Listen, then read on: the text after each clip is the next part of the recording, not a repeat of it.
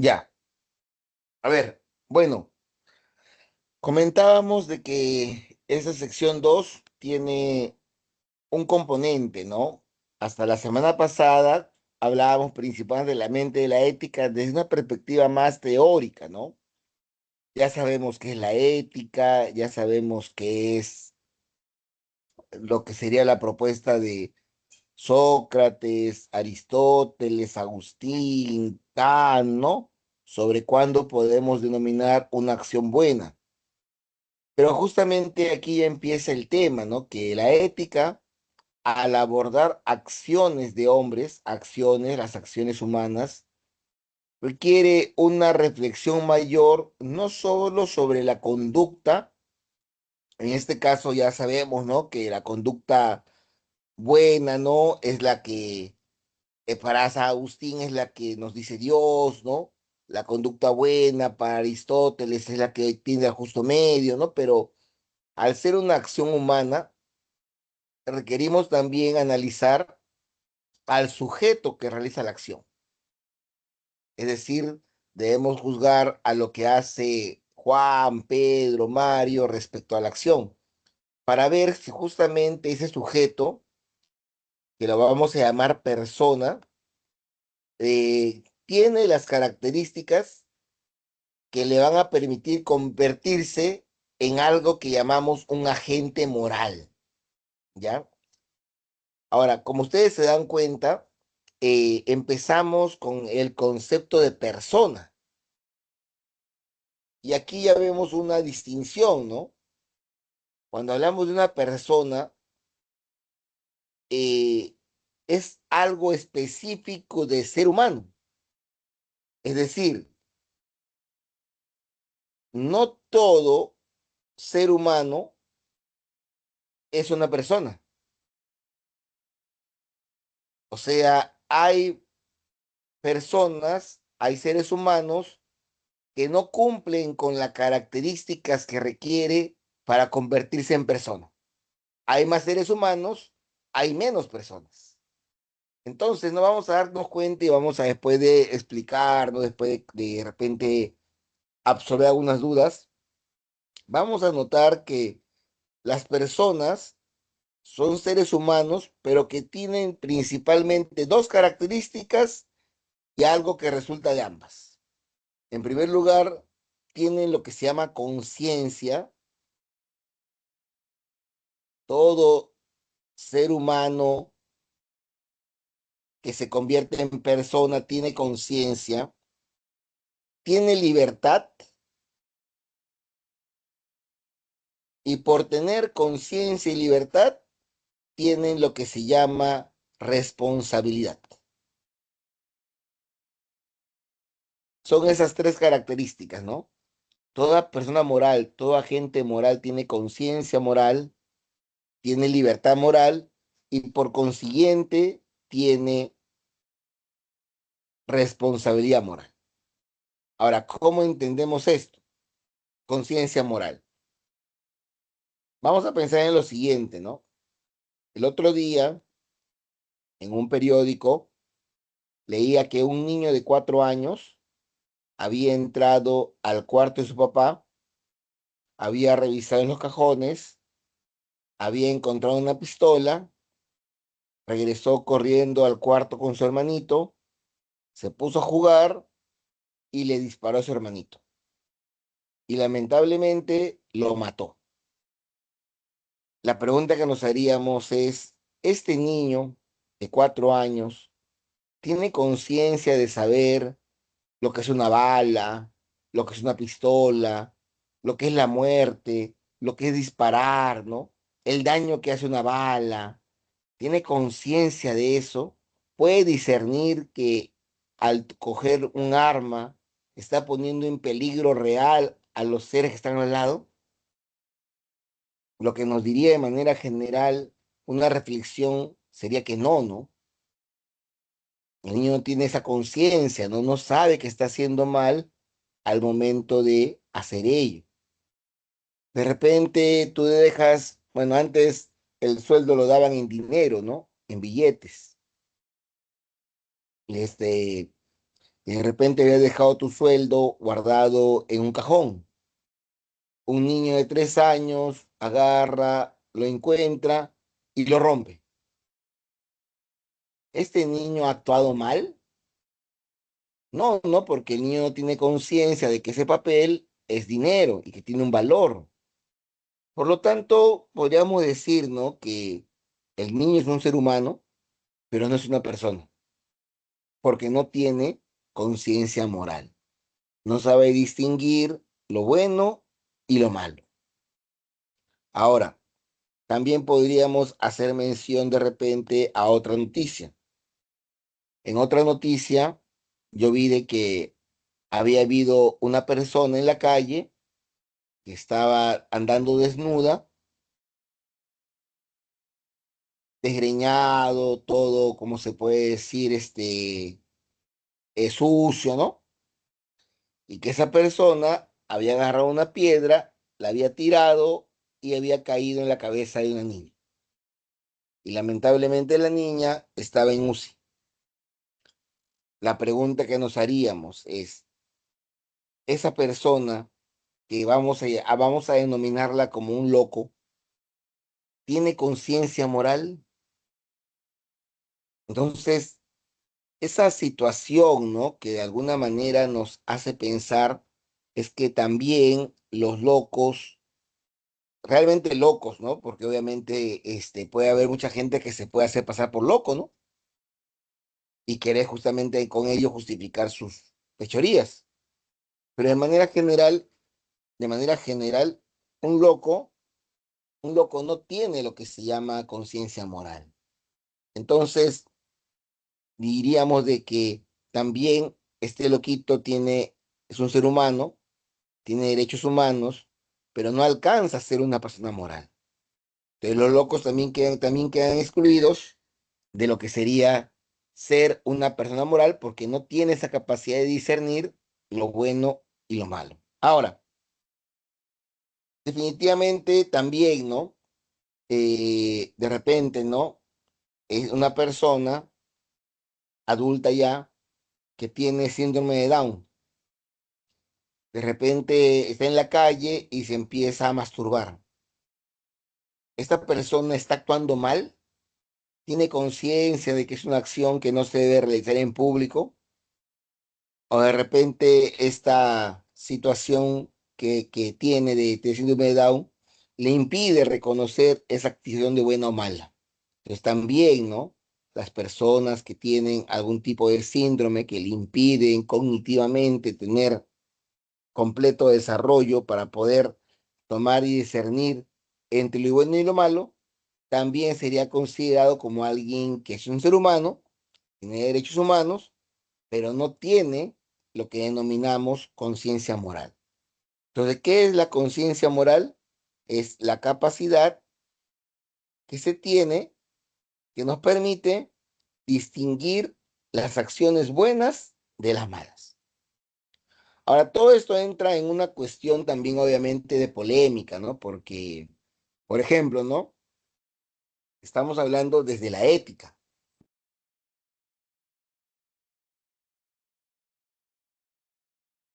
en el sentido que otra cosa será lo que diga un juez, que él ya habla desde lo que sería el derecho. Pero vamos a ponernos a pensar en un caso, ¿no? De una película que vi el fin de semana. Una película ya antigua, ¿no? Pero que la vi el fin de semana. La película trataba de esto, ¿no? Una niña de 8 años, 10 años, está caminando llevando las compras de mercado, es abordada por dos sujetos, los dos sujetos la secuestran, la violan y la intentan matar. La niña sobrevive, la encuentran, llega a su casa y le comunican a su papá lo que ha pasado. La policía atrapa a los delincuentes, los lleva a la cárcel y después tiene que llevarlos a un juez, ¿no? Para que vea si afrontan el proceso en libertad o bajo prisión, ¿no? En ese camino llegan al juzgado y el hombre, que el papá de la niña, salió, el que estaba escondido en una habitación del juzgado, con una metralleta, una metralleta, una escopeta, perdón, y le dispara a los asesinos, a los dos violadores, y los mata. Entonces ya este señor empieza a ser acusado de lo que sería asesinato. La cosa es de que dentro de las propuestas que tiene el abogado de esta persona es que esta persona no estaba en sus cabales y recurre a un psicólogo, psiquiatra, y el psiquiatra, psicólogo declara de que sí, pues, ¿no? De que esa persona no estaba en sus cabales, que había habido lo que se llama una disociación, ¿no?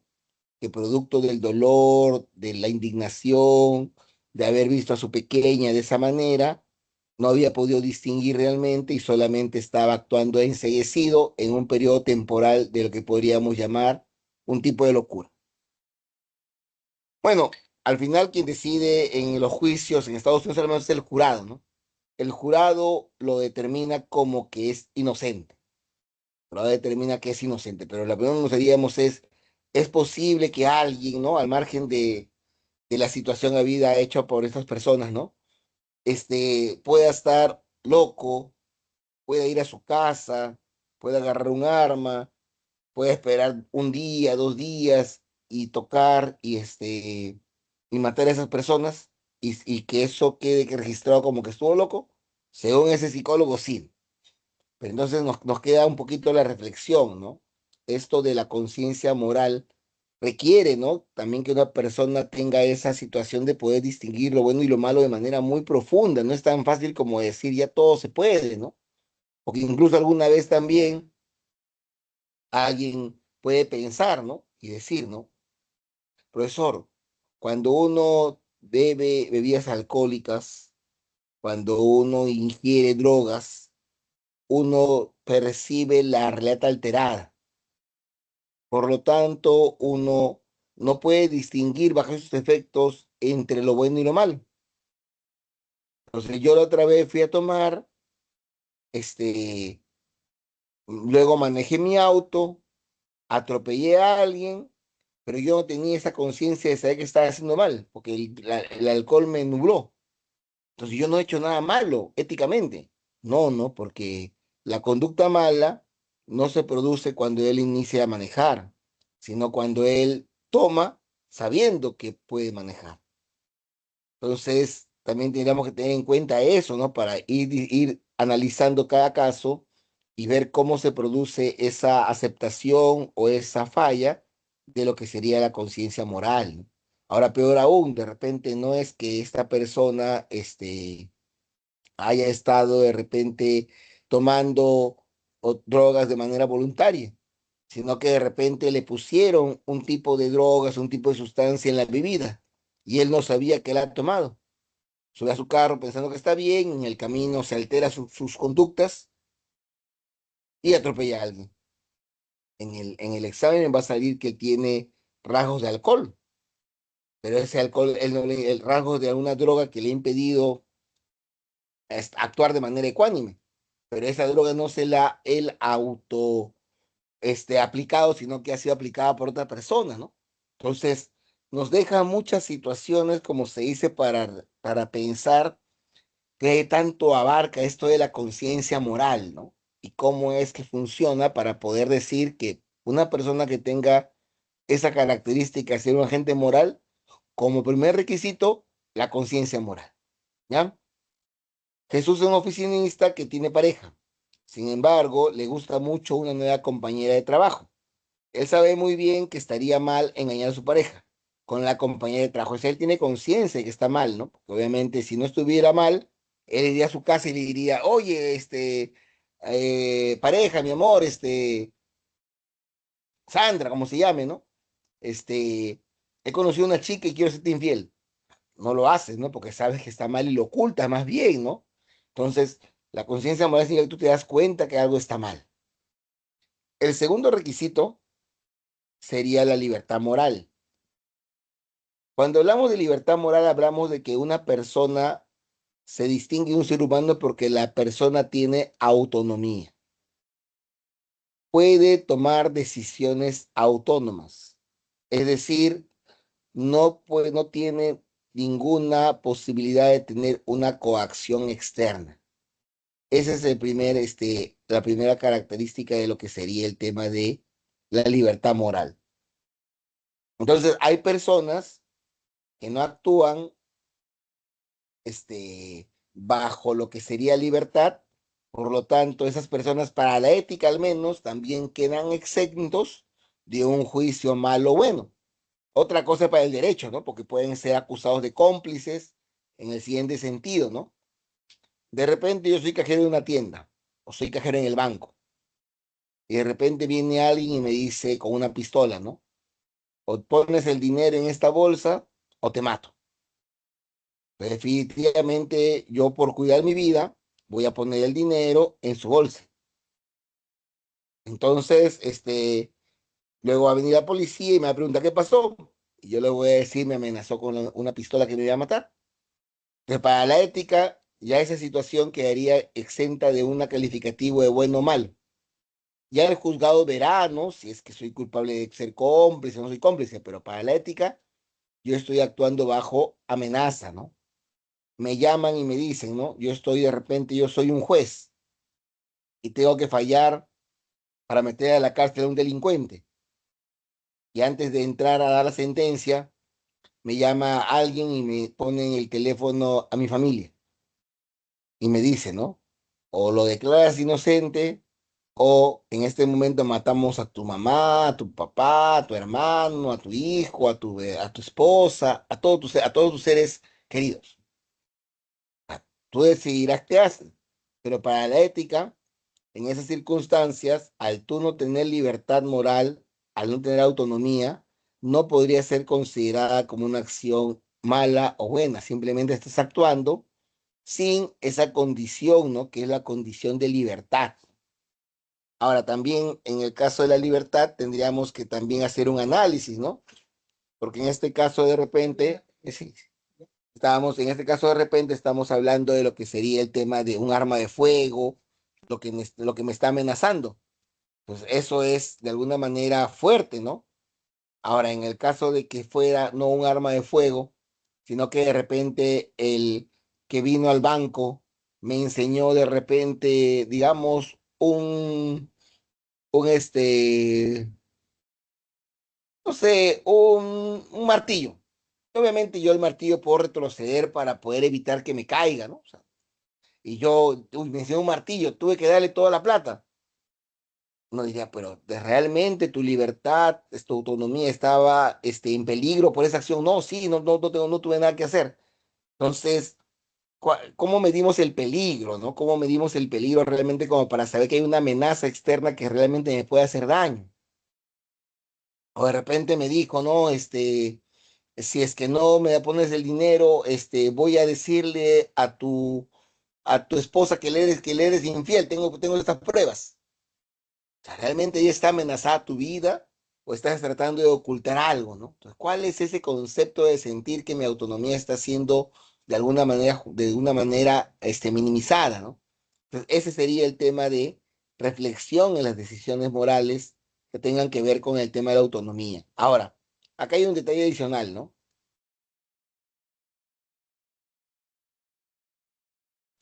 Que también, ¿no?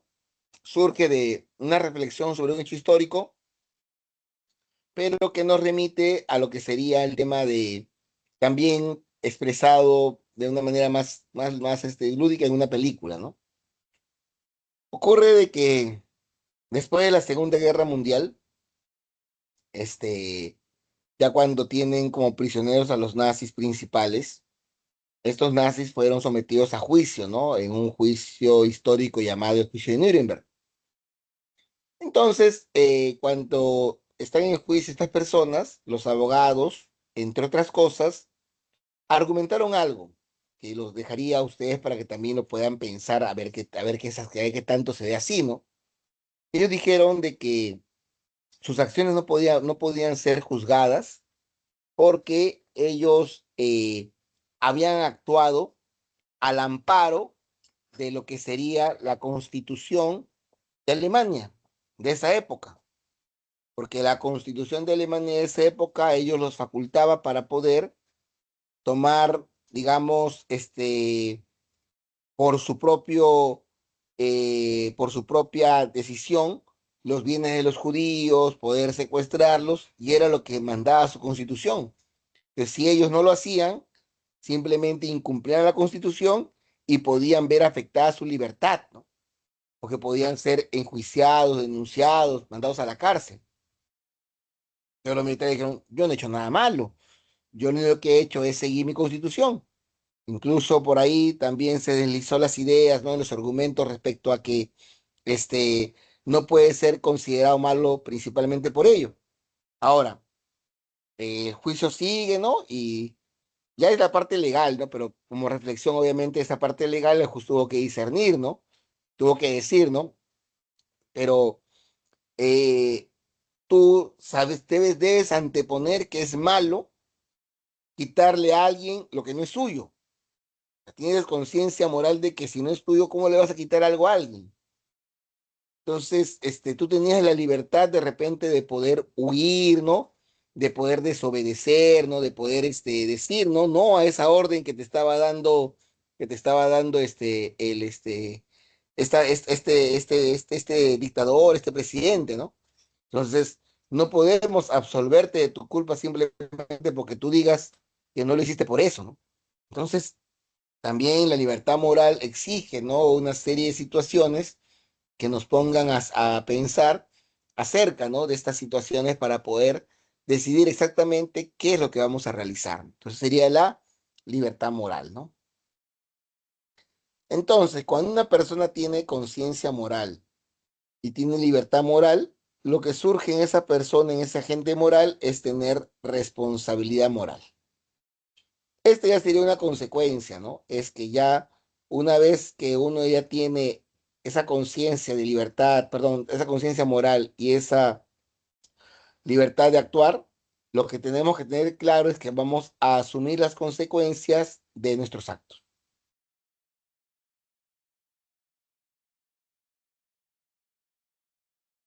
Si yo le robé a alguien, yo sé que de ser atrapado, esa acción va a tener una consecuencia, ¿no? Que de repente va a ser la cárcel. Si yo le fui infiel a mi enamorada, yo sé que esa acción puede tener una consecuencia, ¿no? Que va a hacer que mi enamorada, me deje. Entonces yo debo aceptar esa decisión, esa sanción, porque yo he actuado bajo conciencia y libertad, ¿no? Entonces la responsabilidad moral es que vamos a tener que asumir las consecuencias de lo que hacemos, ¿ya? Ahora, un punto así como se dice adicional es que para que una persona sea considerada un agente moral, sus acciones, o sea, lo que hace, se deben orientar al bien y a cumplir las normas morales. ¿Qué quiere decir eso? Quiere decir de que este, debemos estar en un contexto, en una orientación de algo positivo. Por ejemplo, otra vez veía una noticia en la que una persona había mandado a hacer su tesis y resulta de que él consideraba que esa tesis había estado mal hecha. Entonces denuncia a la persona que le hizo la tesis. Eh, digamos de que él podría decir, ¿no? Yo soy una persona justa, moral, porque estoy denunciando una estafa, ¿no? Pero el origen del contrato, de esa relación entre él y la empresa, de que él haga la tesis, es una acción mala. Es una acción mala porque él lo que está buscando es engañar, ¿no? Porque la tesis debe ser de autoría de uno mismo.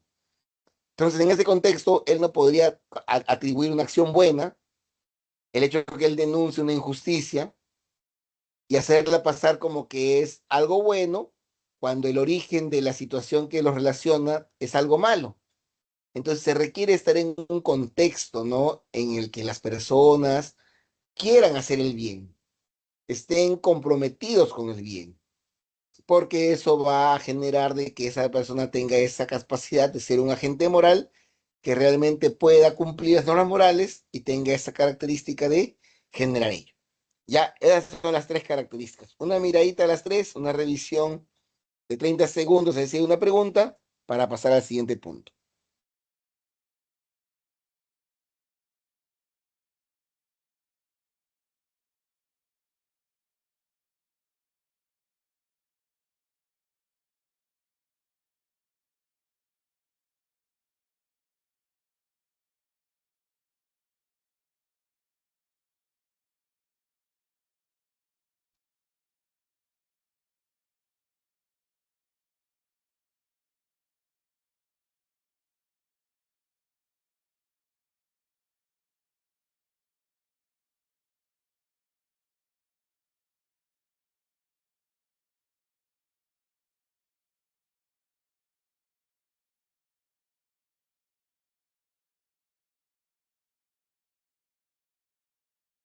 Entonces, tres conceptos importantes para poder ahora analizar a la persona, al sujeto, y poder discernir si las acciones que realiza pueden ser consideradas buenas o malas, o pueden quedar en la siguiente distinción, que también es muy importante, ¿no? Porque hemos dicho lo que es una persona moral. Entonces significa que hay personas que no lo son. Mejor dicho, hay seres humanos que encajan en otras definiciones. Y ahí aparecería el tema de la persona inmoral. Y entraría el tema de la persona amoral. La persona amoral, ya sabemos que el prefijo a significa sin. O sea, persona sin moral es lo que hemos estado diciendo, ¿no? Es una persona, un ser humano, que carece de una, o sea, de libertad, de conciencia moral o de las dos, que tiene una persona moral. Si no tengo libertad, si no tengo conciencia moral, me privo de lo que sería ser una persona y me convierto en una persona amoral, ¿ya? ¿Y eso qué significa? Que no es moralmente responsable de los actos. Ahí estaría el niño que rompe el billete, ahí estaría la persona con locura que camina por las calles. O sea, no es responsable moralmente. Otra cosa es lo que diga el juez, ¿no? Que aparte de la moral utilizará otros criterios para poder fallar, ¿no? O las leyes, ¿no? Pero una persona moral tiene esa característica, ¿no? En cambio, la persona inmoral es aquella que sí tiene conciencia, que sí tiene libertad y que siente y que tiene responsabilidad, pero a pesar de ello transgrede una norma moral. Y eso lo convierte en alguien que tiene la responsabilidad de lo que hace. Bueno, no es una norma moral, pero podemos poner de ejemplo a los congresistas que le quitan su sueldo a los trabajadores, ¿no? Yo soy un congresista, agarro y voy a buscar mi trabajo y le digo, ¿sabes qué? Tienes que darme 1.000 soles de tu sueldo porque requiero para poder hacer mi campaña. Si no, te despido. Entonces, ese congresista sabe que eso está mal. Tiene conciencia moral, no es su sueldo. Tiene libertad para actuar, no está siendo amenazado. Entonces, si esa se descubre, tiene que tener una sanción moral. O la persona que de repente engañó a alguien, de repente le fue infiel a alguien, igualito, ¿no? O sea, sabe que está mal, tiene libertad para no hacerlo, sin embargo lo hace. Entonces, esa persona es inmoral, ¿ya? Pues persona moral, persona inmoral, persona amoral. 30 segundos para ver ese punto.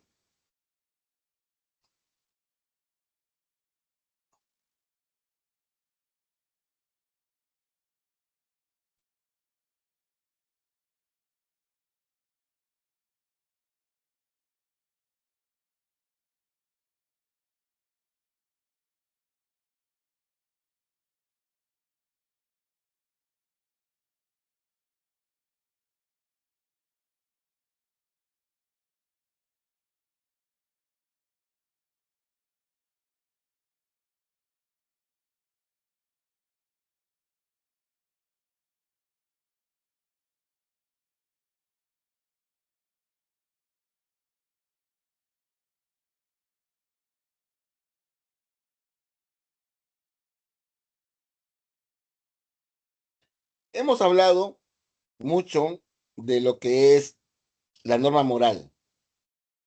Y hemos hecho énfasis en que la ética se encarga principalmente de la norma moral. Sin embargo, también existe lo que sería la norma jurídica. Mucho de la norma moral, recuerden que la semana pasada veíamos que moral tiene que ver con costumbre, o sea que son normas sociales, eh, derivan luego una norma jurídica, ¿ya? Pero no necesariamente, ¿no? Entonces tenemos que distinguirlas un poquito, ¿ya? O sea, puede ser que coincidan, puede ser incluso que la norma jurídica contradiga la norma moral, puede ser que de alguna manera la reafirme. Vamos a ver de qué manera se produce eso. Lo primero que vamos a decir es de que así como comentábamos de manera general cuando hablábamos de lo que conocemos como la filosofía, decíamos que el nombre Sofía es sabiduría.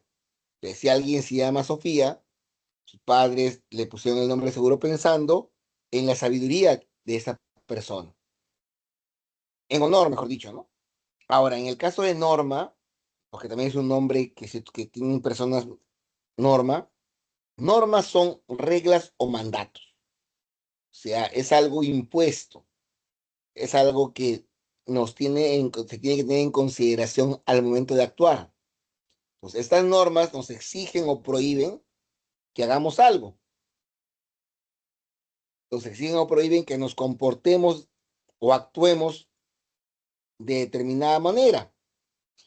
En ese contexto es que vamos a ver que hay algunas normas que son establecidas por la sociedad, es decir, serían las normas morales, y hay algunas normas que son impuestas por el Estado, que serían las normas jurídicas, las que son impuestas por el Estado. ¿Ya? Entonces vamos a ver un poquito la distinción de cada una de ellas y qué acarrea el incumplimiento de cada una de ellas. Entonces, la norma moral es planteada por lo que sería la sociedad, o sea, proviene de la sociedad. Se aprende en la cultura que hemos crecido, en la cual nacemos y nos desarrollamos. Ya proviene de la sociedad, es decir, que tiene que ver principalmente con la cultura y se desenvuelve en cuestión de donde nacemos y nos desarrollamos. Polémico también, ¿ah? Vamos a ver en un rato por qué. Ahora, cuando uno cumple o incumple estas normas morales, cuando uno sobre todo le incumple, lo que se produce es una sanción subjetiva, es decir, hay un remordimiento, hay un cargo de conciencia y las realizamos por lo que se debería llamar por convicción y obligación interna. Eso es lo que nos motiva a realizarla, convicción y motivación interna. Por ejemplo, ¿no? De repente yo tengo mi enamorada y le soy infiel. Mi enamorada amargo por mi infidelidad va a la comisaría y le dice, ¿no? Señor policía, mi enamorado me ha sido infiel, quiero denunciarlo. El policía, ¿qué le va a decir? No puedes denunciarlo porque estoy enamorado solamente. Termina con él en todo caso, ¿no? Pero no puedes denunciarlo porque no está prohibido el tema de ser infiel. Entonces sí cometió una falta a la norma moral porque la fidelidad es lo que se espera entre enamorados, pero no llegó a ser una sanción objetiva que le puedan dar, porque no hay una norma jurídica que sancione al enamorado infiel. Me fui con mi mamá, mi mamá me dejó en la casa, me dijo, estudia, entra a la clase de la pre, y yo me voy a dormir. Agarra y mi mamá me dice cuando llega, ¿qué tal? ¿Estudiaste? Sí, y yo me había quedado dormido. Mi mamá revisa las cámaras y ve que me dormí. Me mentiste, voy a denunciarte. No puede, ¿no? Porque también el mentir en ese tipo de situaciones no está penado. Solamente es una norma moral que por qué le mintió a mi mamá, ¿no? Que se va a trabajar temprano, que tiene que esforzarse para poder pagar la pre, y yo de alguna manera le he mentido. Entonces me siento mal, tengo un remordimiento, pero no es inmoral ser infiel, pues, pero no es algo que se deba hacer mentir, pero no alcanza una norma jurídica. Son normas solamente consideradas morales, que muchas veces pueden ser hasta más importantes que las jurídicas, ¿no? Vamos a ver en un rato alguna reflexión sobre eso. En cambio, la norma jurídica sí ya es la que el Congreso principalmente, que es quien da leyes, las establece. Y obviamente esa norma proviene del Estado. Yo tengo que cumplirla sí o sí. Por ejemplo, hace unos años, se cambió el límite de velocidad que uno debía tener en avenidas y calles. Era 60 y bajó a 50. A mí me parece que 50 es muy poquito, pero no importa lo que a mí me parezca, ¿no? Si la norma dice 50 y yo voy a 51 y me pesca el velocímetro de la municipalidad o de la policía, yo voy a tener una sanción porque estoy incumpliendo la norma jurídica de esa cantidad de velocidad que estoy aplicando. No es interpretable, ¿no? Sino que la norma me ordena a mí a ir a ese máximo de velocidad. De repente también, ¿no? La norma dice que Bueno, si no causa accidente, ¿no? Que uno puede andar con 0,25 de alcohol en la sangre. Más o menos equivale a un vaso de cerveza. De repente yo digo, oye, a mí un vaso de cerveza no me hace nada, pues. A partir de las 5 botellas más algo. Decido tomar 2 vasos de cerveza. Me agarra la policía, me detecta que he bebido alcohol, me hace la prueba y salgo con un decilitro más de alcohol. Pero yo me he sentido bien, yo he estado actuando bien, yo no he tenido ningún problema, pero ya incumplí la norma, pues. O sea, no importa lo que yo piense, ¿no? Que es cuánto yo aguanto, si no importa que la norma jurídica ya me dice que esto debes hacer sí o sí. Entonces, cuando no cumplo esa norma, ya no me siento solamente mal, ¿no? Sino que hay algo que me obliga externamente a tener una coacción. Y ya se produce lo que sería una sanción objetiva. ¿Qué es una sanción subjetiva? Algo que de alguna manera te afecta a lo que tú consideres importante. Generalmente, cuando uno hace algo mal, de repente empezamos con una sanción, ¿no? Una sanción básica, ¿no? Que es, vas a tener que ir a una calle y vas a tener que barrerla.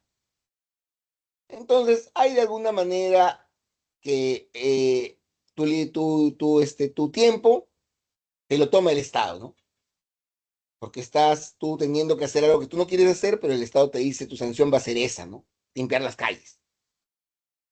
Bueno, una sanción, ¿no? Ahora, de repente yo he manejado sin SOAT. La norma dice que es obligatorio manejar con SOAT. Me agarra la policía. Entonces, definitivamente, ¿qué va a hacer la policía? Me va a poner una multa. La multa es una sanción a mi patrimonio, porque lo que yo gane de dinero trabajando voy a tener que pagarle a la municipalidad, a la policía, para que yo pueda volver a tener mi derecho para poder conducir. Entonces, me están afectando algo que es mío, mi patrimonio, mis recursos económicos. Entonces, hay una afectación objetiva, ¿no? Hacia mi patrimonio. La tienda de la esquina de mi casa no da boletas, lo declara la SUNAT. La SUNAT le va a poner una multa, le va a ir contra su patrimonio por incumplir el dar boletas.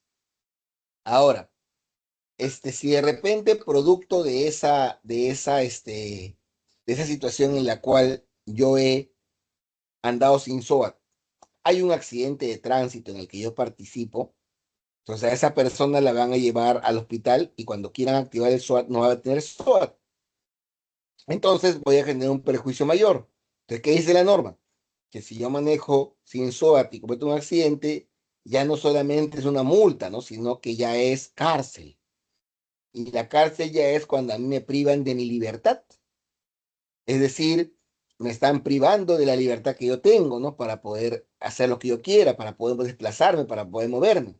Entonces, más grave que afectar tu patrimonio es afectar tu libertad, ¿no? Es un castigo a un delito mayor, a una norma jurídica más, algo que dañes más a la sociedad, es el tema de la cárcel.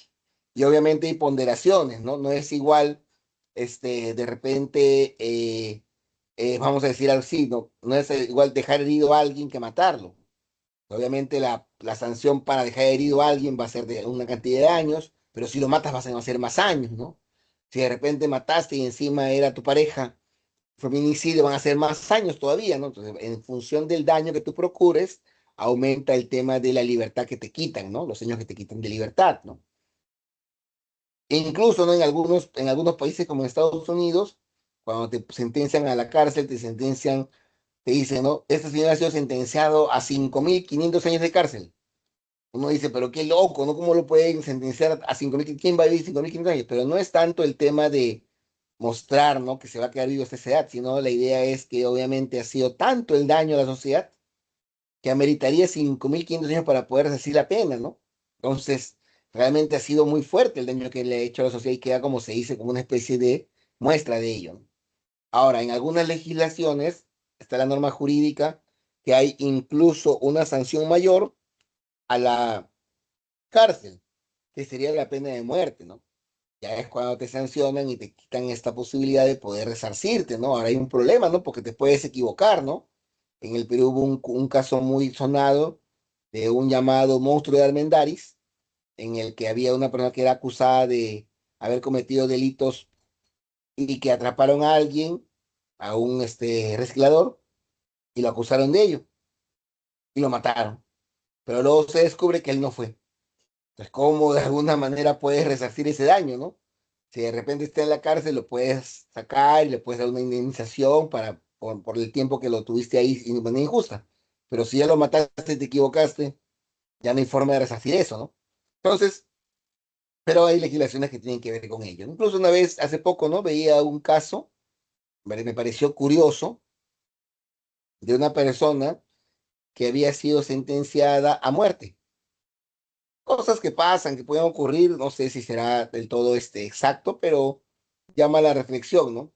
Esta persona es sentenciada a muerte y el día de su ejecución, este, ejecutan la pena, el médico se acerca al cadáver, certifica su muerte, emite, que firma, ¿no? El tema de que había muerto a las 2:05 de la tarde esta persona, y a las 2:06 la persona reacciona, su corazón vuelve a latir.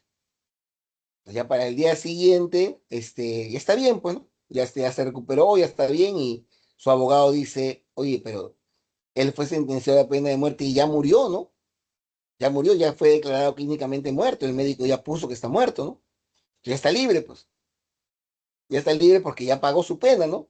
Esté condenado a una pena de muerte, ¿no? Entonces, nos mostraría, ¿no? Y pondría un poquito a poder ver, ¿no? Cómo tomar esas cosas, pero lo que sí es necesario de poder tener en cuenta para nosotros al menos es de que cuando uno hace algo que está en contra de una norma, va a tener una sanción objetiva. Entonces, si no pagas impuestos, te van a tener una sanción. Si haces trabajar un niño, vas a tener una sanción.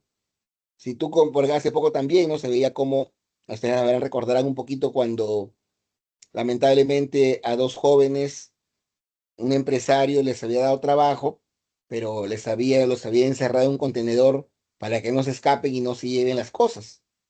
Entonces, esas personas estaban trabajando y al momento de cerrar la puerta con candado, se asume que está yendo contra su libertad, porque están prohibiéndole su desplazamiento, ¿no? Una especie de esclavitud sería llamado en términos de cómo se dio esa relación, ¿no? Lamentablemente, el edificio donde estaba ese container se incendia. Fábrica Nicolini, ¿no? Que queda acá por la Avenida 2 de Mayo, la Plaza 2 de Mayo, y mueren. Pues obviamente agarraron y denunciaron a los dueños de ese negocio donde ellos estaban trabajando. Y ahora los han sentenciado a 30, 21 años de cárcel. ¿Sabes por qué? Porque obviamente han hecho algo que está mal, ¿no? Pues no, pero yo les di trabajo. Pero no solamente basta con que les des trabajo, sino que ese trabajo debe ser en condiciones legales, ¿no? Porque primero que el trabajo era borrarle las, la marca que traían de China y ponerle una marca más reconocida, ¿no? Para vender ya no a 10 soles el producto, sino venderlo a 30. Entonces, de alguna manera estaban estafando, ¿no? Y esa precariedad hizo que tengan esa situación de tenerlos encerrados y han sido condenados a cárcel. Entonces, hay que tener mucho en cuenta esto de la norma jurídica y la norma moral para poder reflexionar, ¿no? Sobre lo que hace la ética. 30 segundos para poder revisar estos conceptos para pasar al siguiente punto.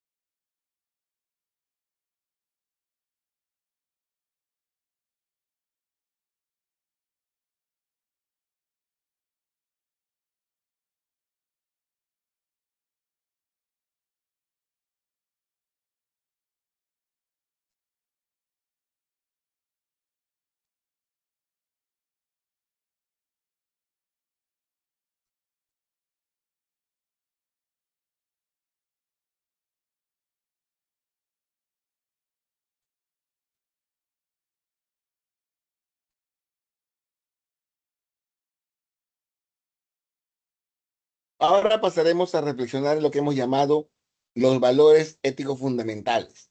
Quiere decir éticos fundamentales.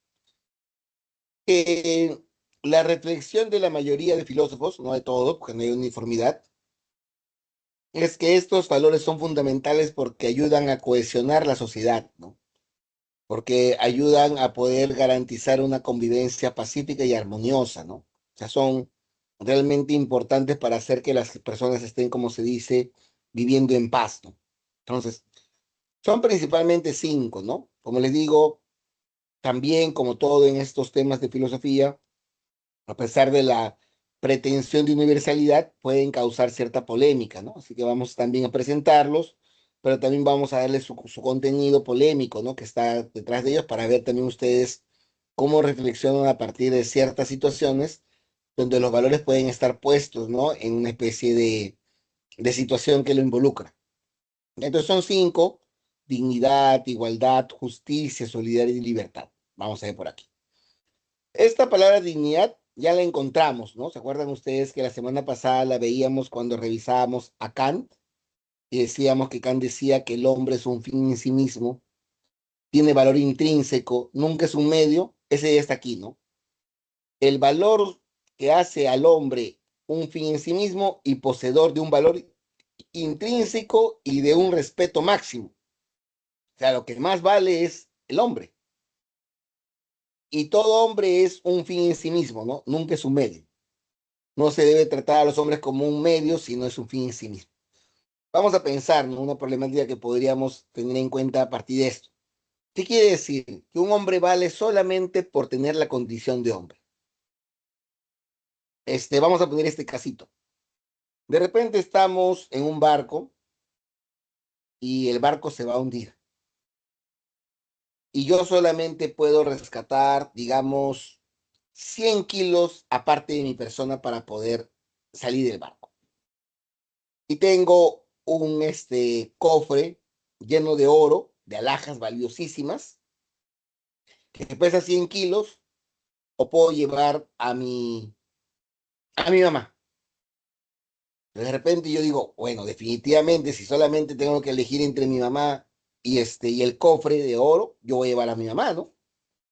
Bueno, la decisión sería fácil y estaríamos cumpliendo la norma de que la persona es lo más valioso, es el que merece el respeto máximo. No creo que nadie decida llevarse las alhajas teniendo a su mamá como opción. Pero vamos a poner un caso ya diferente. Ya no es eh,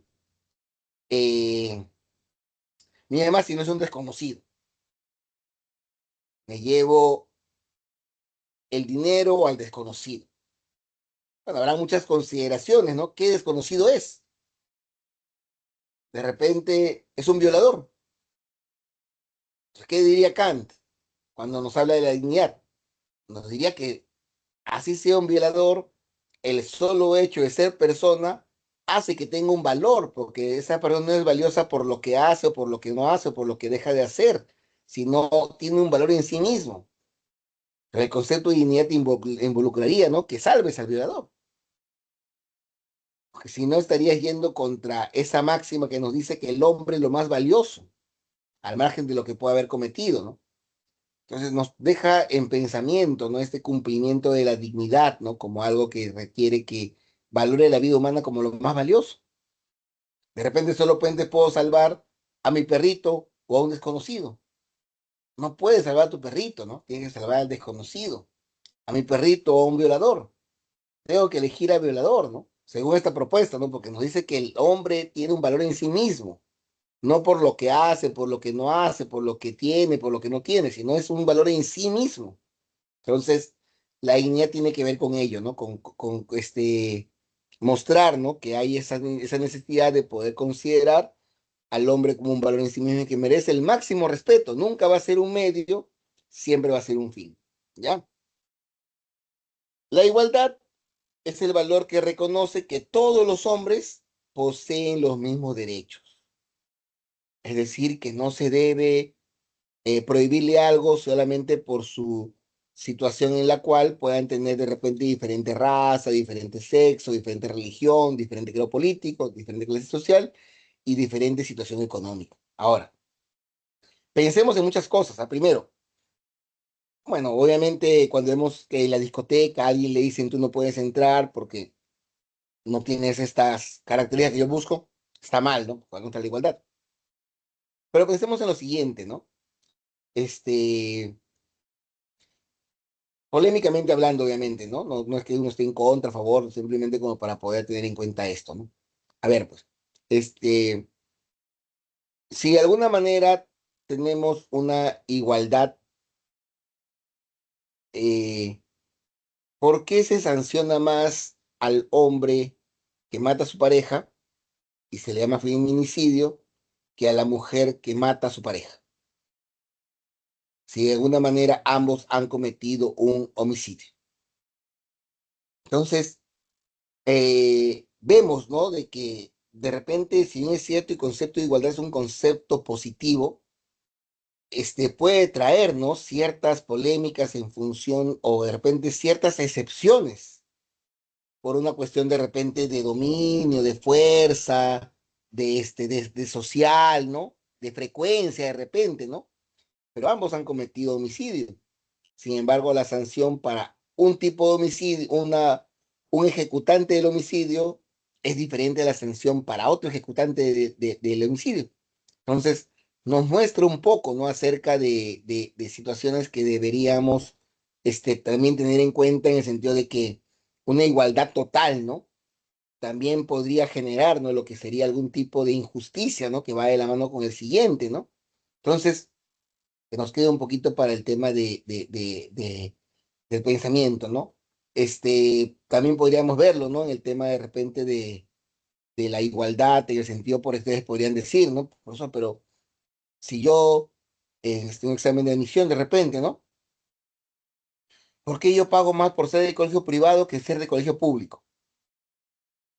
¿Por qué el examen cuesta más para alguien de colegio privado que alguien para el colegio público si ambos tenemos la igualdad de postular a la universidad?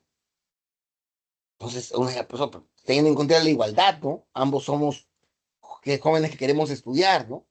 Entonces, podríamos problematizarnos acerca de algunas situaciones que se pueden presentar, ¿no? Para poder generar ese tipo de cosas, ¿no? Porque entonces también hay, de repente, en ciertas condiciones, ciertas situaciones que favorecen algún tipo de estructura social, ¿no? Por ejemplo, en los buses, las personas ancianas, las mujeres embarazadas, los que tienen algún tipo de discapacidad, tienen asiento preferencial. Me pregunto, ¿por qué tienen asiento preferencial? Yo me canso más. Yo soy diabético, yo soy de repente, tengo cáncer, pero no se ve el cáncer, no se ve como que estuviera mal, entonces, ¿por qué él tiene que estar sí o no? Entonces, vemos, ¿no? Que también hay una protección especial a ciertas personas, ¿no? Entonces, esta idea de que todo igual también habría que tener en cuenta, ver también alguna, pero obviamente, si uno comete un delito, de repente atropella y mata a alguien, y es pobre, tiene como sanción eso de repente 20 años de cárcel. Otra persona que tiene dinero atropella a un pobre y es millonario y sale libre, eso ya no iría, ya no tiene la misma igualdad, ¿no? Porque obviamente estaríamos diciendo de que por una cuestión económica uno puede quedar libre y por una cuestión económica alguien podría quedar mal, encerrado. Entonces, la igualdad lo que hace es tratar de evitar todo tipo de discriminación. Y como decíamos, hay una relación más cercana con la justicia, que es el valor que exige un trato similar para todo ser humano en el reparto de bienes y castigos. Y acá también podemos poner algunos casos que nos puedan hacer pensar, ¿no? A ver, una tienda de autos tiene dos trabajadores, dos vendedores. El vendedor A y el vendedor B entran a las 8 de la mañana y salen a las 5 de la tarde. El vendedor A se ha preocupado por aprender sobre motores, para explicarle bien al cliente sobre su consumo de gasolina, sobre el tiempo de vida del motor, ¿no? Sobre los cuidados del motor, ¿no? En general de todo autos. El vendedor B no le interesa. El vendedor A de repente ha seguido ciertos talleres que le permiten tratar bien al cliente. O sea, trata con mucho respeto, los trata bien, ¿no? El vendedor B no le interesa. Llega a fin de mes y el vendedor A vende 50 autos y el vendedor B vende 3 autos. ¿Es justo que ambos ganen lo mismo o se debe dar un estímulo al que hace mejor las cosas sobre o debe mantenerse siempre el sueldo igual? Entonces, a veces hay que pensar también, ¿no? En cómo en ciertas condiciones el reparto de estos bienes que decimos se debe tener en cuenta, este reparto de bienes o castigos, puede tener algún tipo de excepción, a menos que alguien no lo considere, ¿no? En función de los resultados, en función de lo que se obtiene como ganancia, en este caso sería la eficiencia. Puede ser también de repente en función de algún tipo de condición en el momento, ¿no? De repente alguien que hace una acción en un periodo de el que de repente, por ejemplo, ¿no? Cuando uno comete algo, una falta en una situación de precariedad, la sanción es mayor, pues, ¿no? Por ejemplo, en el tema del COVID, ¿no? En el tiempo del COVID alguien cometió un delito, un funcionario cometió un delito de robo, de coimas, ¿no? Es mayor, ¿no? Porque estamos pasando algo malo y ese algo malo es aprovechado para sacar un bienestar, ¿no? Entonces, pero alguien que lo hizo en otro momento hizo lo mismo, tiene menos. Está bien que haya pasado eso, es justo que se sancione más a esta persona porque lo hizo en un periodo de crisis, que el que lo hizo lo mismo en un periodo de no crisis, habría que pensar. Entonces, la justicia tiene que ver con eso, ¿ya? En cuanto a la solidaridad, ya por ejemplo habíamos dicho de que no siempre hay consenso, ¿no? La solidaridad es atacada por Nietzsche, ¿no? Al menos como la entendemos en términos católicos, ¿no? Que es lo que la sociedad está más o menos promovido más. La sociedad tiene que ver con la cooperación, es decir, que no podemos permanecer indiferentes cuando un miembro de la sociedad atraviesa ciertas dificultades. Eso sería egoísmo. Ahora, no significa que vamos a resolver el problema, ¿no? Pero sí debemos ser conscientes de que la acción que cohesiona es una acción en la cual a mí me interesa y participo de alguna solución que pueda tener mi vecino. Por ejemplo, ¿no? Yo tengo mi casa y es mi casa, ¿no? Y el vecino tiene su casa y es su casa. Yo no puedo decir, yo hago en mi casa lo que yo quiero. Ya, pues tu casa, ¿no? Pero de repente mi vecino empieza a tener ya lo que se llama una demencia senil. Y eso hace que el vecino a veces tenga ciertas conductas que no van de la mano del todo beneficiosas para la sociedad. Entonces, en ese sentido, podríamos decir que dentro de esas situaciones, el vecino empieza a acumular cartones, plásticos viejos en su casa. En su casa. En su casa él puede tener lo que quiera, pero esos cartones, esos plásticos viejos, originan, ¿no? Que empiecen a llegar ratas, ratones, cucarachas a esa casa. ¿Eso me perjudica o no me perjudica a mí? Definitivamente no es mi casa, pero me perjudica yo al ser vecino por el olor, porque las ratas no se van a quedar ahí solamente, van a moverse, van a desplazarse hacia mi casa, igual las cucarachas. Entonces, yo no puedo permanecer indiferente ante la situación del vecino utilitariamente porque esta demencia senil va a perjudicar a toda la comunidad, pues, ¿no? Entonces yo debo intervenir, ¿no? Y ver, oye, uno está mal, hay que ayudar, porque me va a perjudicar a mí también, ¿no? O también, como dice Kant, por el simplemente hecho de que es una persona, ¿no? Es un vecino y hay que ayudarlo, ¿no? Así no lo conozca, ¿no? Pero por ambos lados nos muestra de que si uno permanece indiferente a los problemas que ocurren en nuestro entorno, de alguna manera nos va a terminar perjudicando también a nosotros. Entonces, esta solidaridad nos hace ver de que debemos tener esa conducta que nos ayude, ¿no? A comportarnos de manera adecuada con estas personas. Ya, entonces, ese sería el tema de la solidaridad. Y el último sería el tema de la libertad, que ya lo hemos visto, ¿no? Cuando hablábamos al comienzo que tiene que ver con la autonomía del hombre para elegir y determinar decisiones según su propia determinación. Es decir, ¿no? Que la libertad tiene que ver con el hecho de que uno considere, ¿no? Que es libre de tomar las decisiones que quiera. Desde mí muy importante. Pensemos también en algo interesante, ¿no? Por ejemplo, China. China en algún momento de su historia ha cambiado un poco, le prohibió a sus habitantes tener más de un hijo.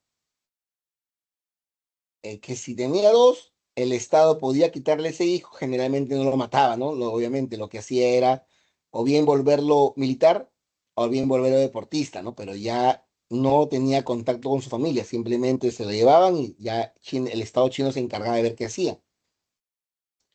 Entonces ahí uno diría, estamos yendo en contra de la libertad, pues, ¿no?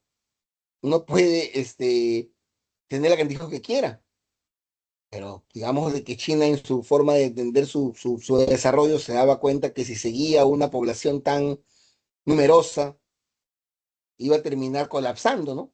Entonces interviene contra la libertad.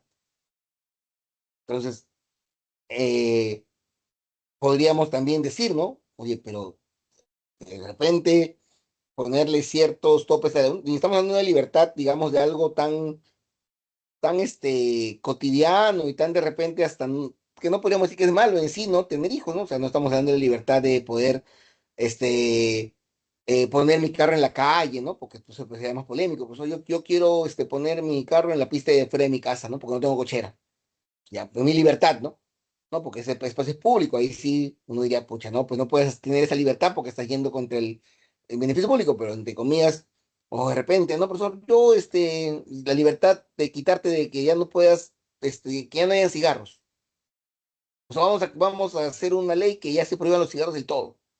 Y el alcohol, ¿no? Porque definitivamente, si alguien consume cigarro, es muy probable, bastante probable que contraiga cáncer de pulmón. Y uno diría, pero ¿qué importa, no? Si es su cuerpo. Pero esa persona que tiene cáncer de pulmón va a ir al médico y va a consumir un recurso del Estado, ¿no? Que es el hospital, ¿no? Y que si todos fuéramos, entre comillas, tendientes a ser sanos, si no comiéramos KFC, si no comiéramos, no fumáramos, no tomáramos alcohol, ¿no? Comeríamos más lentejas, más verduras, menos frituras, toda la sociedad sería más sana. Y si toda la sociedad sería más sana, se gastaría menos en hospitales, se gastaría menos en salud, curativa, ¿no? En salud, de esos males. Y eso haría que el Estado ahorre en salud y pueda invertir en otras cosas. Entonces estaría bien que el Estado empiece a prohibir, ¿no? El tema de estas cosas que sabemos que son dañinas, pero las tomamos no porque no tengamos, ¿no? Porque así como pedimos un KFC, podemos pedir fruta y comer la fruta. Así como pedimos un cigarro, podemos pedir de repente un apio, ¿no? Pero si sabemos que nos hace daño y lo tomamos, es porque somos libres, ¿no? De hacerlo. Sin embargo, nos quedaría pensar, ¿no? Si la sociedad, el Estado en este caso, debería prohibirlo, ¿no? Porque una sociedad más sana sería beneficiosa para todos y que haya alguien enfermo perjudica a todos, ¿no? Como le digo, ¿no? Entonces, este concepto de libertad también puede ser sometido, ¿no? A una cierta reflexión de nosotros para saber, ¿no? Hasta dónde, ¿no? Hasta dónde de alguna manera uno puede tenerla en cuenta, absoluta, este, o no, ¿no? Para poder ver esto de aquí, ¿ya? Entonces, damos 30 segundos para ver este punto, revisarlo, analizarlo y pasamos luego al siguiente punto.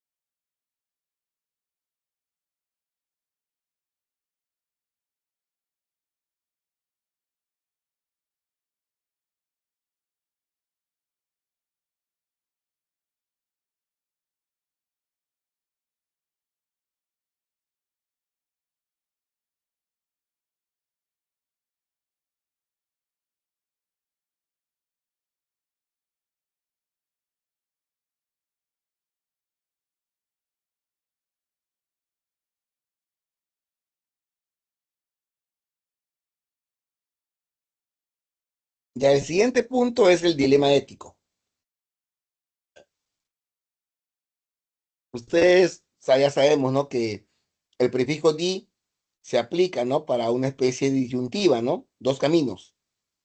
Entonces, un dilema ético nos quiere hacer ver de que cuando uno afronta ciertas situaciones, no siempre va a ser tan fácil encontrar una respuesta de manera taxativa, ¿no? Que no tenga un conflicto, sino que vamos a tener que pensar acerca de las consecuencias, de las motivaciones, ¿no? Porque ambas posturas pueden tener argumentos a favor. Entonces, además, muy al margen de que las enfrentemos o no, debemos ser conscientes que si somos seres racionales, el filtro debe venir por la razón, ¿no? Entonces, en ese sentido es que vamos a pensar un poquito estos dilemas éticos, ¿no? Los primeros son unos dilemas que hemos denominado hipotéticos, es decir, que es muy difícil que ocurran, pero que podrían ocurrir. Entonces, vamos a ver cómo podemos actuar ante ello, ¿no? Entonces, te suelen poner este dilema, ¿no? Te ponen ahí lo siguiente, ¿no? Te dicen, ¿no? Ocurre que tú eres una persona y de repente ve que un tren está viniendo a toda velocidad. Te enteras de que ese tren no tiene frenos y que si sigue su camino, lo que va a ocurrir es que ese tren se va a dirigir hacia 5 personas que están amarradas en los rieles. Si tú no haces nada, esto es lo que va a pasar. El tren se dirige hacia esas 5 personas. Pero tú tienes una palanca, la cual si la aprietas, va a generar de que el tren cambie su ruta, no se detenga y vaya por otro camino donde ya no hay 5 personas, sino solamente una. ¿Qué haces? Uno dice, profesor, soy indiferente. ¿Realmente se puede ser indiferente? Profesor, aprieto la palanca porque esa persona es una, pues, ¿no? Y voy a salvar 5 vidas. Y eso que estamos hablando de desconocidos, ¿no? Imagínate que esa única fuera tu mamá, o que tu mamá estuviera entre las 5 amarrados. Polémico, ¿no? Entonces diría, pero detrás de esas reflexiones, por más que no nos demos cuenta, hay posturas, ¿no? Por ejemplo, si yo cambio la vía y dejo que muera uno y salvo a 5, yo estaría siendo utilitarista, ¿no? Porque estaría diciendo, prefiero la felicidad de 5 que uno. Entonces, definitivamente, el mayor bien es salvar a 5. Entonces, mi cerebro está funcionando de manera utilitarista, ¿no? Pero si yo digo, ¿qué culpa tiene esta persona de que yo active la palanca? Porque, digamos, de que yo técnicamente, si no hago nada, no estoy matándolos, ¿no? Porque no he hecho ninguna acción. Pero si yo muevo la palanca, yo sí estaría generando la muerte de esa persona. Ahora, esa persona, al salvar, al servir para que viva a otros, yo estaría utilizándola como un medio. Y Kant me dice a mí que no debo utilizar una persona como medio, sino como fin. Entonces, yo lo estoy usando como un medio para salvar a 5. Entonces, ¿qué hago? Entonces, no, difícilmente nos encontremos con esta situación, pero sí han habido casos parecidos, ¿no? Por ejemplo, se sabe de que cuando se dio el atentado de las Torres Gemelas, vamos a novelarlo un poquito, porque digamos de que la idea no es que caer en la historia, sino en la situación. Muchos terroristas empezaron a secuestrar aviones. Entonces, de repente uno de esos aviones había sido secuestrado y se iba a dirigir de repente a caerse en un estadio donde habían 90.000 personas. Entonces, de repente, ese avión secuestrado, yo soy ministro de Defensa y tengo que decidir, ¿no? Lanzo un misil para derribarlo en el aire y solamente mueran los 200 pasajeros, o dejo que el avión caiga en el estadio y mueran los 200 más los 90.000 que están en el estadio. ¿Qué hago? Pues ahí también viene esta situación, ¿no? Viene esta situación como para poder saber exactamente qué hacer, ¿no? Y obviamente entra en mi mente al momento de querer resolver situaciones como esa, ¿no? De repente yo al momento de dispararles de repente, no, de repente no es necesario, es en las películas se grafica eso, ¿no? Que ya el comandante quiere apretar el botón, pero dentro del avión hay un héroe, hay un Bruce Willis, hay un Rambo, hay un Schwarzenegger, que en último minuto le quita el arma al delincuente y salva todo y nadie muere. Entonces, también podría ser, ¿no? También podría ser esa situación, ¿no? Entonces, lo que vamos a pensar es eso, ¿no? O sea, yo me convertiría en asesino de los 200 por yo autorizar lanzar el misil para salvar a 90.000. Yo me debería sentir culpable por matar a 200. De repente, el terrorista se arrepiente el último minuto y no pasa nada, pero yo sí he disparado, ¿no? Ese misil contra ellos, ¿no? Entonces, son situaciones que nos hacen pensar un poco acerca de cómo tomamos decisiones en favor del beneficio de uno, de dos, de tres, de cuatro, o cómo a veces tenemos que elegir, ¿no? Los reales ya tienen que ver con lo que podemos pasar, ¿no? Por ejemplo, de repente alguno de ustedes, en algún momento, el cobrador se ha olvidado de cobrarles el pasaje y entra mi pregunta, ¿no? ¿Le debo pagar el pasaje o no le debo pagar el pasaje? Entonces, obviamente, lo que te diría la etiqueta es que sí, ¿no? Porque tú has recibido el servicio de transporte y tú debes por eso remunerar con el pasaje.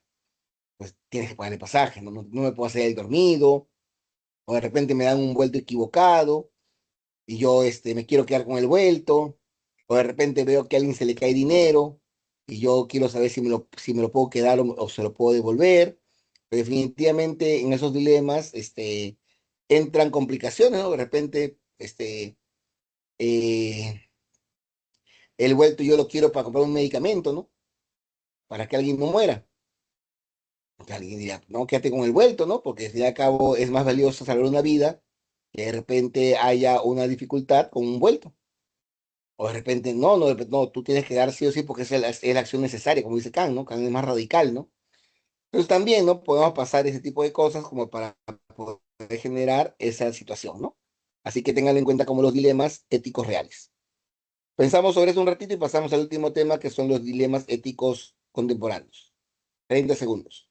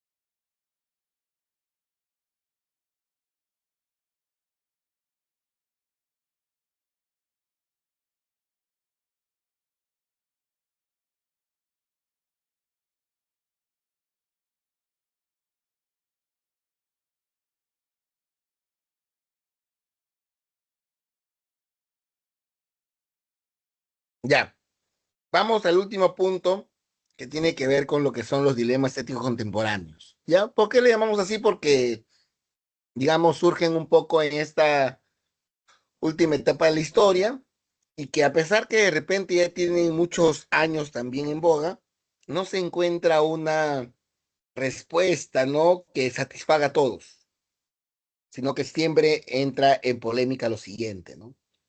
Lo primero sería el tema del aborto, ya, pero estamos hablando en este caso del aborto inducido, es decir, no es cuando una señora se cae bajando las escaleras y obviamente pierde el bebé porque es un aborto accidental, ¿no?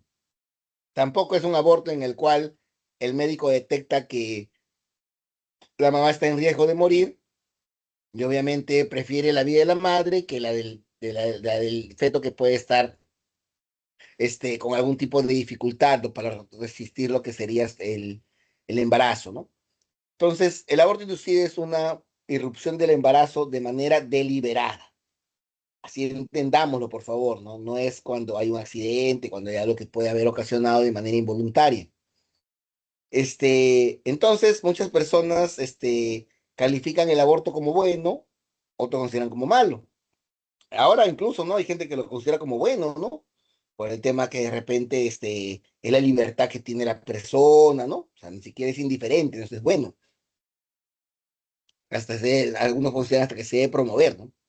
Ahora, la postura en contra del aborto también tiene sus inicios filosóficos, ¿no? No solamente decir sí o no, ¿no? Sino que hay reflexión detrás de ella.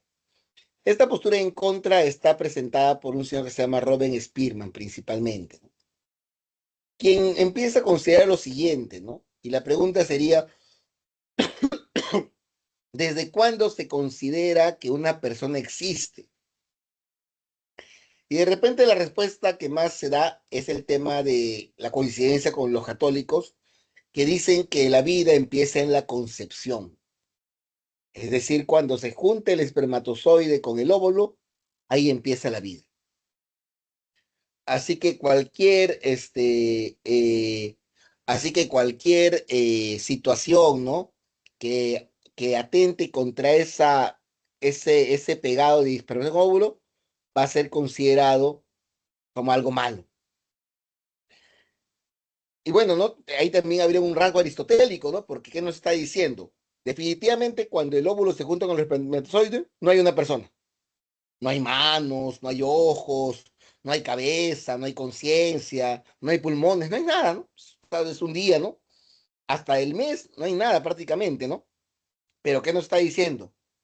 Nos está diciendo que ese embrión se va a convertir en un ser humano. Y ahí está Aristóteles, ¿no? Con la idea del acto potencia.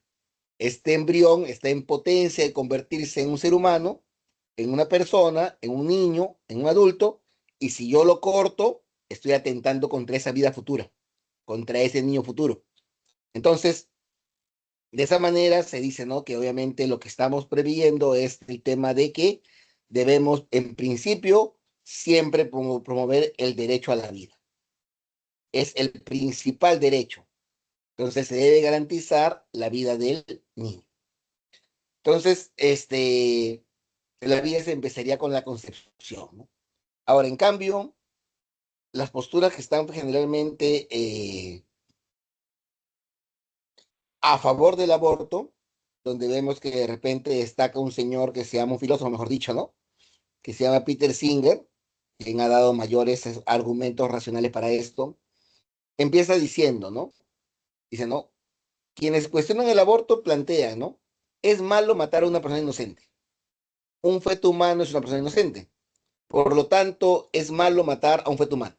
Serían las premisas que hemos escuchado en Spearman. Sin embargo, Peter Singer hace una distinción justamente entre lo que constituye un humano y lo que constituye una persona. Es decir, ser humano tiene que ver con el tema de ser un sapiens sapiens. Una persona es alguien que tiene autoconciencia y racionalidad y por lo tanto goza de derechos. Ahora, incluso, ¿no? El feto, eh, incluso dependiendo lo que sería el tema de cuando está en el vientre, no tiene conciencia, no sabe. Y incluso en la formación biológica de este feto, a partir de un cierto mes es que recién tiene un sistema nervioso central, tiene lo que podríamos llamar manos, dedos, ojos, ¿no? Entonces, no es algo que podríamos llamar persona.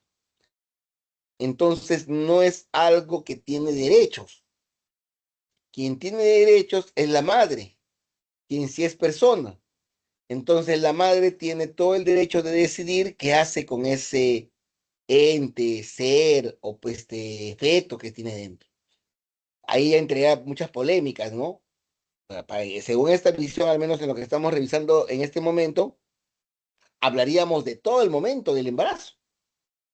Sin embargo, la mayoría de legislaciones, por ejemplo, han tomado esto desde cierto mes, ¿no?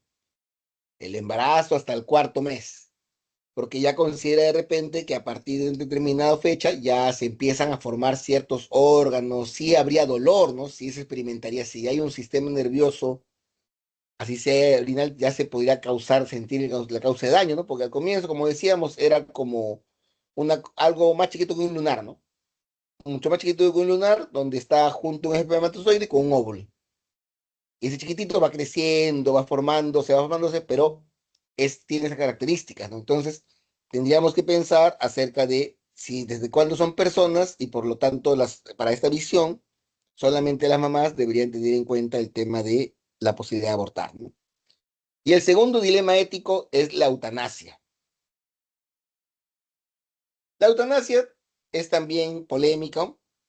Primero digamos que es un acto médico. La eutanasia no es el suicidio, ¿no? Cualquier persona se puede suicidar, ¿no? En el caso de la eutanasia, estamos hablando de que alguien, un médico, mejor dicho, tiene la intención de causarle la muerte a un paciente que sufre una enfermedad en etapa terminal por petición del paciente o de sus familiares. Bien polémico también, ¿no? Bien polémico esta situación de la eutanasia, ¿no? Bueno, acá dice una enfermedad en estado terminal, ¿ya? Quienes están a favor, obviamente dicen, ¿no? Que las personas son conscientes, por lo tanto tienen derecho a ser libres y en su libertad pueden tener deseos sobre su propia vida. Eh, Solamente el sujeto puede decidir hasta cuándo la vida es deseable y compatible con la dignidad humana y de ningún modo puede forzársele a seguir viviendo si no quiere. Pensemos en algo, ¿no? Si es que no les ha pasado todavía, ya están grandes, ¿no? Pero de repente les podría pasar, ¿no? De repente se enamoran un día y de repente se enamoran mucho y de repente los dejan. Generalmente cuando eso pasa, sobre todo la primera vez, las personas sienten que se acaba el mundo. Hay personas que sufren bastante esa situación. Va a ser tan fuerte el dolor que de repente van a querer al médico y van a decirle, ¿no? Este, eh, doctor, estoy tan dolido que siento que el mundo no tiene ningún sentido, usted no entiende, pero mi dolor es muy fuerte, aplíqueme la eutanasia. Entonces, obviamente, él tiene la libertad de su vida, ¿no? Él siente un dolor fuerte, ¿no? No lo entendemos, ¿no? Pero estamos abriendo una puerta, ¿no? A ese tipo de cosas, ¿no? Porque uno es dueño de su vida. Ahora, también nos dice que en algunos casos de repente, por ejemplo, si alguien está en UCI, esa persona no puede decir, mátenme, ¿no? Entonces, generalmente dejan la decisión en la familia. Y de repente yo me doy cuenta de que mi tío es millonario, no tiene hijos, yo soy su único pariente, y si se muere me va a quedar todo. Entonces mi tío tuvo un accidente de tránsito, está en UCI, se puede curar, pero yo me pongo a pensar y digo, no, oye, pero mejor le digo al doctor que le aplique la eutanasia, ¿no? Está sufriendo, ¿no? Pero de repente lo hago con la intención de quedarme con sus cosas, ¿no? Entonces, abrir esa puerta, ¿no? A que uno pueda decidir por otro, ¿no? Así sea que esté mal, ¿no? Así sea que esté en una situación, podría generar muchas dificultades, ¿no? Incluso el médico, ¿no? El médico de repente dice, pucha, esta persona va a quedar un poquito mal, no va a quedar medio chueco, mejor le digo a la familia que comete la eutanasia y se convierte en una suerte de órganos que puede donar, ¿no? Porque tiene bien un hígado, tiene bien las córneas, tiene bien un pulmón, ¿no? Tiene bien, no sé, algo más por ahí. Entonces voy a convencer a la familia mejor de que nos deje hacerlo descansar, que cada eutanasia, y de esa manera, nos sirven sus órganos que están bien. Entonces, es una puerta, ¿no? Una puerta que de repente puede también tener algún tipo de dificultades, ¿no? Generar, ¿no? Un tipo de dificultades. Quienes están en contra, obviamente dicen, ¿no? Que el primer derecho y el fundamental es la vida. O sea, que nadie tiene derecho, ni siquiera uno mismo, a quitarse la vida. Entonces, e incluso, ¿no? Si vamos a la posición católica cristiana, hay un mandamiento que dice no matarás, ¿no? Entonces, por un lado, la eutanasia sería un suicidio de parte de la persona que quiere morir, pero también sería un homicidio por parte del médico que la practica, ¿no? Entonces, nos encontramos con esa situación que sería el tema de la eutanasia como este tipo de situaciones, ¿no? Bueno, viene un glosario luego, pero vamos a dar unos 5 minutitos al menos para tratar de resolver un par de ejercicios y luego damos las claves para poder verificar cómo nos ha ido, ¿ya?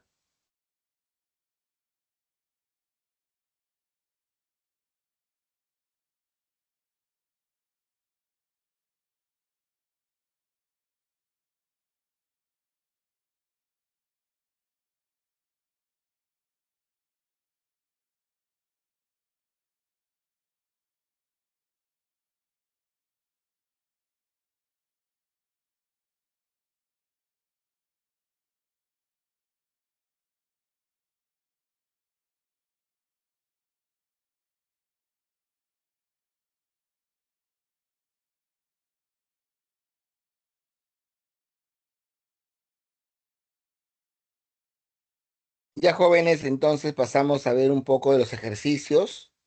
Primero, para que tomen nota de las claves y no nos vaya a ganar el tiempo luego, tenemos que la lectura es la B y estas son las claves de la semana, ¿ya? Para poder un poco tenerlo claro y que no nos gane el tiempo luego.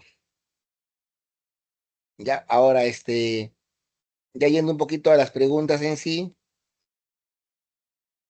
ya la primera pregunta en este caso tiene que ver con lo que sería el tema de cuáles serían las acciones, ¿no? Que tienen que ver con el tema de los valores. Y en este caso diríamos de que si eran inocentes, se hizo un acto de justicia a liberarlos, ¿no? Entonces sería que la alternativa B, ¿no? Se realizó un acto de justicia al liberar a los implicados ya que eran inocentes, ¿no?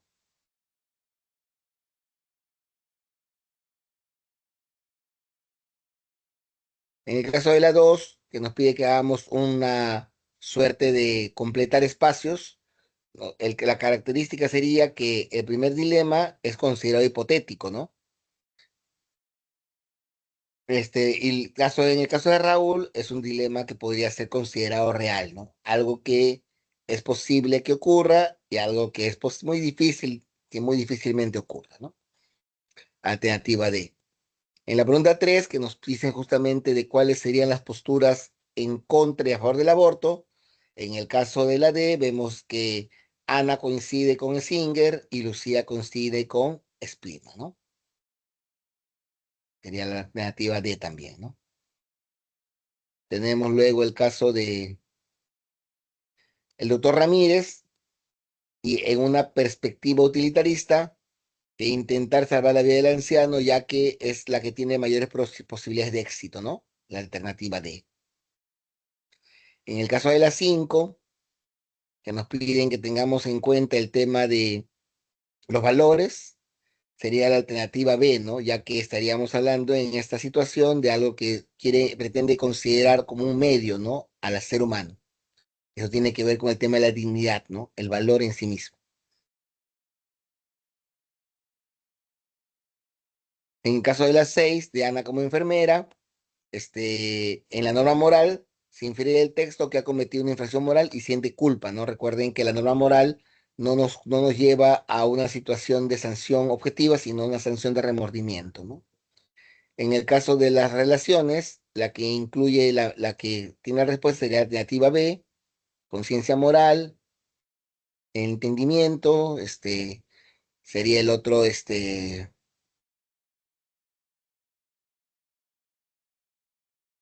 Carlos es la conciencia moral, libertad moral sería el tema de Raúl y la responsabilidad tendría que ver con el tema de la B, ¿no? Sería la alternativa B. En el caso de la 8 y última, ya para cerrar, ya sería el tema de que en este contexto sería la alternativa D, ¿no? El adulto mayor no tiene las características de persona moral, ¿no? No puede distinguir lo que sería el tema de lo bueno y lo malo, ¿no? Entonces eso sería importante tener en cuenta. Ya jóvenes, entonces con eso hemos acabado con el tema de la ética. Ya la siguiente semana estaríamos viendo una nueva disciplina que es la estética y ya un poco quedan claros los conceptos que estamos viendo. Cuídense, muy buenas tardes con todos. Hasta la siguiente semana. Hasta luego.